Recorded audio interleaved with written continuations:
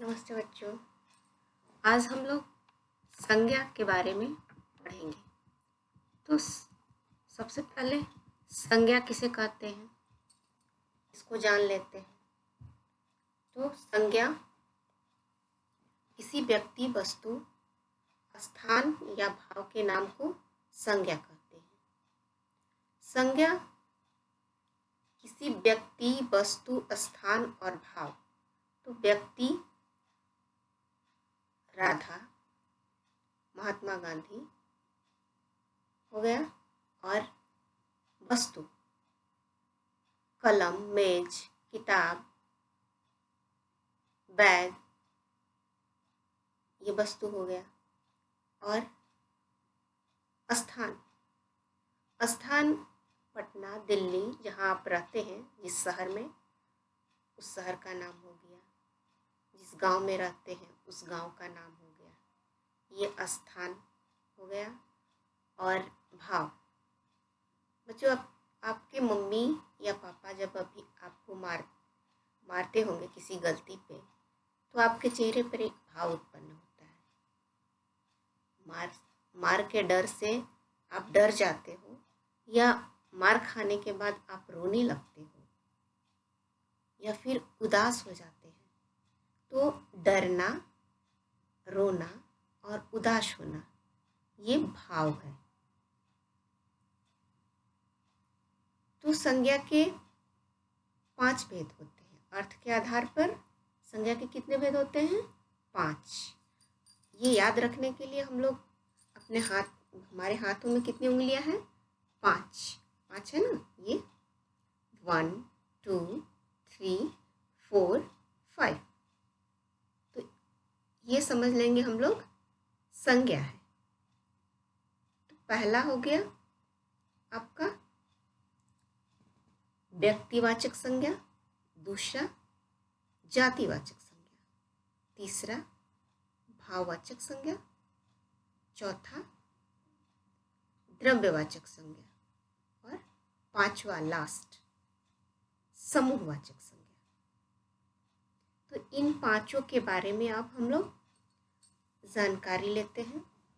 हमने बोर्ड पे कुछ लिखा हुआ है इन संज्ञा के बारे में, तो आइए जानते हैं। व्यक्तिवाचक संज्ञा किसी विशेष प्राणी, वस्तु या स्थान के नाम को व्यक्तिवाचक संज्ञा कहते हैं। जैसे मदर टेरेसा, महात्मा गांधी, हिमालय। अब व्यक्तिवाचक संज्ञा जो है किसी विशेष प्राणी में क्या हो गया? कोई भी जानवर का नाम हो गया, किसी व्यक्ति का नाम हो गया, किसी लड़की का नाम आ जाता है। वस्तु में जैसे ये मार्कर है, ये बोर्ड है, ये वस्तु हो गया। स्थान दिल्ली, कलकत्ता, बॉम्बे, मद्रास, बक्सर, डुमरांव, ये सब स्थान हो गए। इन स्थानों के नाम, जैसे स्थान के नाम है को व्यक्तिवाचक संज्ञा कहते हैं। विशेष, कुछ विशेष होना चाहिए।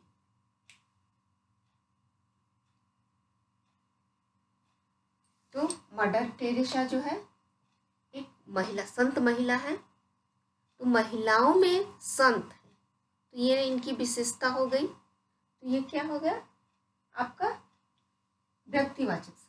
महात्मा गांधी, सभी तो गांधी है होगी, गांधी बहुत सारे परिवार होंगे, लेकिन सभी महात्मा नहीं है। महात्मा गांधी, तो ये हो जाएगा आपका व्यक्तिवाचक। हिमालय, पर्वत तो बहुत है, लेकिन हिमालय जो है सबसे ऊंचा है।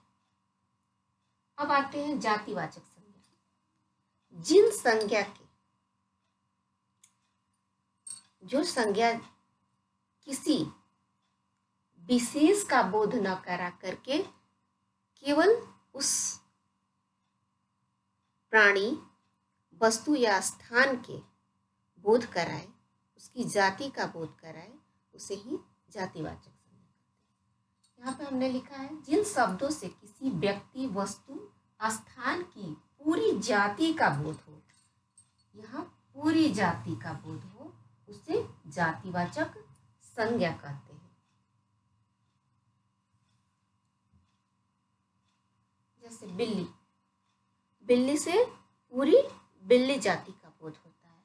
डाकिया, डाकिया पत्र बांटता है, तो यहाँ पूरी डाकिया जाति हो गया है। जितने भी डाकिया है सभी पत्र बांटते हैं। चिड़िया, सभी चिड़िया उड़ती है।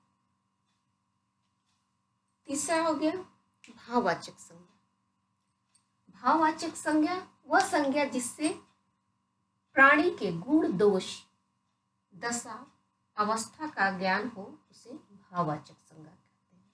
गुण, किसी व्यक्ति में क्या गुण है, उसमें क्या दोष है और उसकी दशा क्या है, बूढ़ा है, जवान है। अवस्था, किस अवस्था में है, बचपन में है, बुढ़ापा में है, युवा अवस्था में है, का ज्ञान प्राप्त हो, उसे भाववाचक संज्ञा कहते हैं। भाव, जो हमारे चेहरे पे जो भाव आता है, किसी भी अवस्था में, मोटापा, वह मोटी है।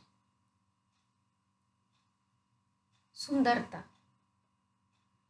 फूल बहुत ही सुंदर होता है,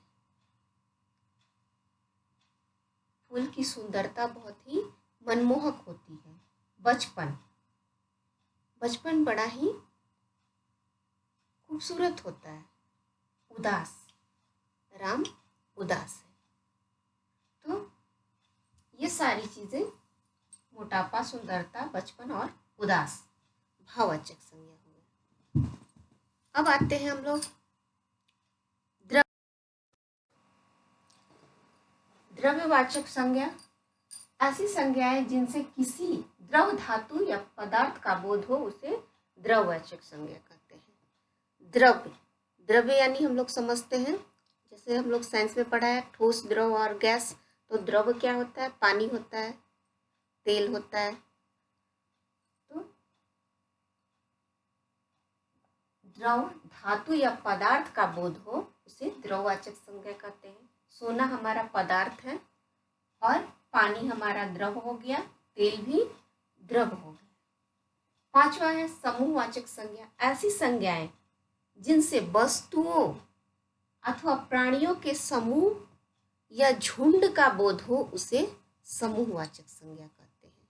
ऐसी संज्ञाएं जिनसे प्राणियों या वस्तुओं के समूह या झुंड का बोध हो, उसे समूहवाचक संज्ञा कहते हैं।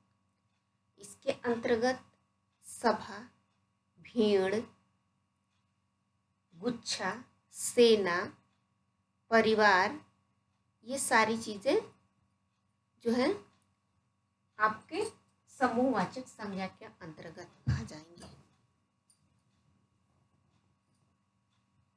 इस चीज को आप लोग, जो मैंने बोर्ड पे लिखा है, उसको आप कॉपी में नोट कर लीजिए और याद कर लीजिए।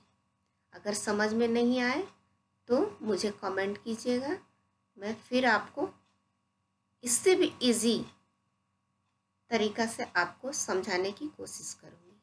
धन्यवाद।